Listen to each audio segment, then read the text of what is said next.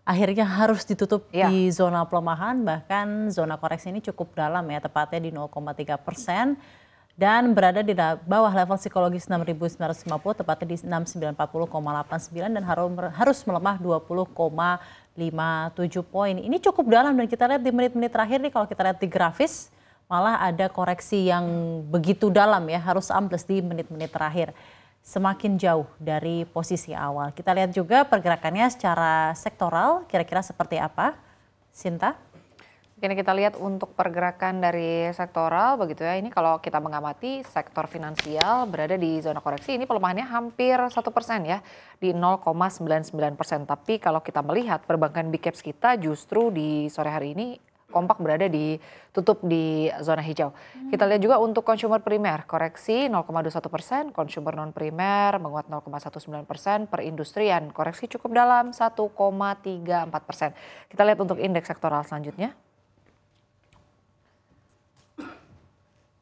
Ya, untuk sektor energi juga pelemahannya cukup dalam, hampir menyentuh 2%, berada di 1,91%, lalu bahan baku juga koreksi 0,51%, sementara untuk infrastruktur pelemahannya 0,08%, properti dan real estate menguat 0,88%. Kita lihat indeks sektoral selanjutnya.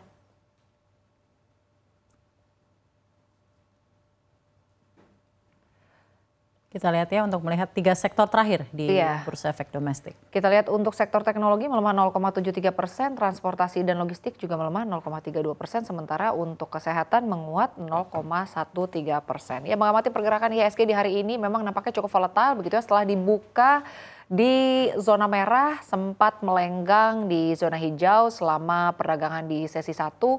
Tapi sayang sekali ternyata IHSG di perdagangan sesi kedua di hari ini harus ditutup di zona merah begitu ya. Dan jika kita lihat sebetulnya indeks yang menopang IHSG walaupun sebetulnya berada di zona koreksi adalah sektor finansial begitu ya. Kita lihat pelemahannya cukup dalam, tapi perbankan big caps malah berada di zona hijau di hari ini. Tapi kalau kita secara sektoral memang ternyata banyak yang melemah ya secara indeks sektoral. Utamanya sektor energi ya. Energi. Dan ini juga kalau kita lihat memang seiring dengan harga komoditas begitu, harga dari saham-saham di sektor pertambangan yang memang secara valuasi sudah meningkat begitu ya, bahkan untuk batubara sendiri memang harganya untuk saat ini boleh dibilang volatile juga pergerakannya.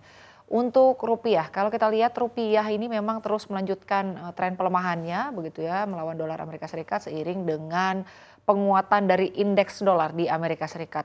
Rupiah di sore hari ini diperdagangkan di zona pelemahan, melemah 0,32% di 15.575 rupiah per 1 dolar Amerika Serikat.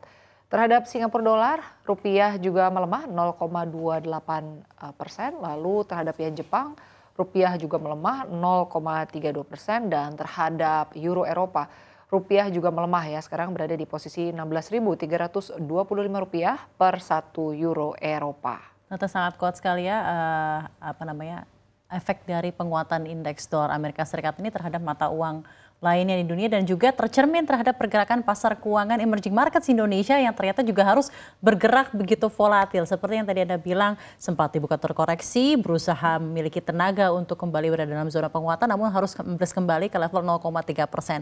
Analisa Anda di pergerakan IHSG hari ini kira-kira seperti apa, Sinta? Ya, kalau kita lihat memang mengamati pergerakan IHSG di hari ini ya, setelah sebelumnya boleh dibilang cukup happy weekend begitu ya, indeks harga saham gabungan ya artinya sempat melanjutkan atau artinya sempat menguat begitu ya pada hari Senin 2 Oktober yang tentunya ini juga menjadi perdagangan perdana ya di bulan Oktober 2023. Indeks kalau kita lihat ini kembali menguat di tengah melandainya kembali inflasi Indonesia untuk periode September 2023. Di sepanjang perdagangan kalau kita lihat Senin kemarin ya, begitu investor asing ini bahkan melakukan pembelian bersih atau net buy ini berada di angka 314,54 miliar rupiah di seluruh pasar.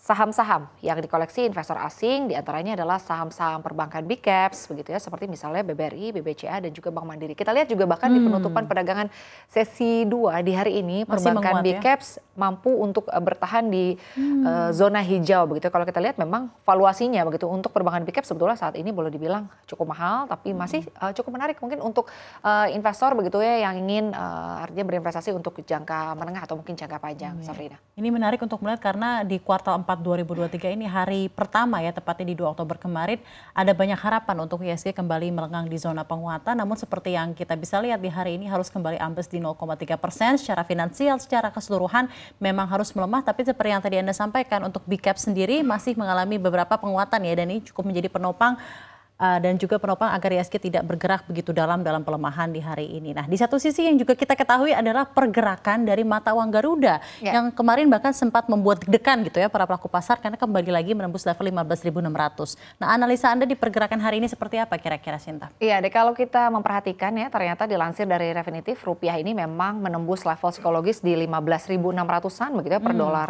Amerika Serikat dan juga menyentuh angka atau telah melemah 0,49% terhadap dolar Amerika Serikat, di mana sebetulnya posisi ini merupakan yang terlemah sejak 6 Januari 2023 atau sekitar 9 bulan terakhir. Sementara itu pada perdagangan di hari ini indeks dolar ini dibuka di posisi 107,02 dan saat ini kembali naik ke angka 107,13 atau naik sekitar 0,2% dibandingkan penutupan perdagangan kemarin yang ditutup di angka 106,9. Apresiasi dolar indeks telah terjadi sejak pertengahan Juli 2023 yang berada di kisaran 99,9 hingga terjadi penguatan sebesar 7,23% dalam waktu kurang dari 3 bulan. Dan kalau kita lihat juga ini selain itu begitu ya, imbal hasil US Treasury tenor 10 tahun juga mengalami apresiasi yang sangat signifikan sejak 5 April 2023 yang merupakan titik terendah di tahun ini di posisi 3,28% dan saat ini sudah menyentuh angka 4,67% atau naik ya 42,37% dalam waktu 6 bulan. Kenaikan imbal hasil Amerika Serikat ini tentunya semakin menarik begitu ya bagi investor untuk bisa masuk dan juga memberikan capital inflow kepada Amerika Serikat atau dengan kata lain negara-negara emerging market seperti Indonesia ini akan semakin ditinggalkan atau terjadi capital outflow, Safrina. Jadi capital inflow untuk developed market seperti Amerika Serikat dan capital outflow untuk emerging market seperti bursa-bursa utama, terutama bursa Indonesia yang harus kena dan menjadi korbannya dalam hal ini ya, indeks dolar yang semakin menguat. Namun di satu sisi ada beberapa sektor-sektor yang menarik dilihat karena sepertinya tidak terbebani dengan sentimen-sentimen eksternal seperti kenaikan dan penguatan indeks dolar dan juga kenaikan dari US Treasury tenor 10 years. Ada sektor-sektor yang menarik dan menjadi penopang penguatan di beberapa hari ini. Mungkin ada beberapa yang patut diperhatikan pelaku pasar juga. Oke, Safrina, kalau berbicara mengenai sektor-sektor begitu ya, ini sektor yang naik hampir 1% pada hari ini adalah sektor properti ini hampir begitu ya. Dan kalau kita lihat ada SMRA, ada BSDE, ada APLN dan juga CTRA. Sementara sektor yang turun paling dalam adalah boleh dibilang sektor energi ya. Tapi kalau kita lihat juga ada sektor finansial juga ya yang berada di zona koreksi. Kita lihat ya di perdagangan esok hari akan seperti apa posisi dari artinya sektor energi. Kita lihat ada Harum Energi yang koreksinya ini cukup dalam gitu ya 4,67%. Lalu kalau kita lihat juga ada Adaro Energi yang pelemahannya 4,27%.